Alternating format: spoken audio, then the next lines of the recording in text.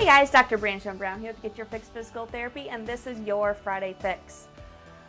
Last week we talked about hand position for the push-ups. This week, moving on a little bit, we're going to talk about trunk position. So ultimately, your torso, your hips, everything should be nice and in line the entire time. Hips stay off the ground.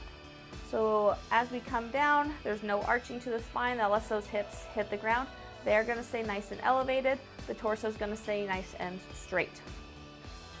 Along with that, what we often see as a compensation is rather than lifting your body up as a unit, even though you're not necessarily warming it up because those hips aren't off the ground, you're arching your back just a little bit, pushing that back up first and then bringing your hips up. You want to keep everything moving in a nice straight line up and down. So to demonstrate proper position with this. Remember, like we talked about last week, thumbs facing forward to keep those elbows in tight.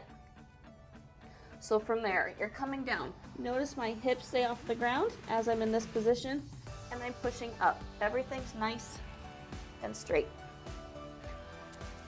Now what I see fairly frequently is as you're coming up, you're kind of pushing that torso up first.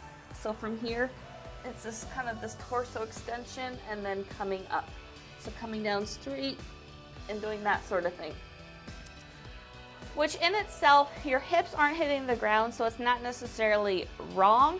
It's just not ideal. It's not as, I always use these words, efficient and effective. It's not as efficient, it's not as effective.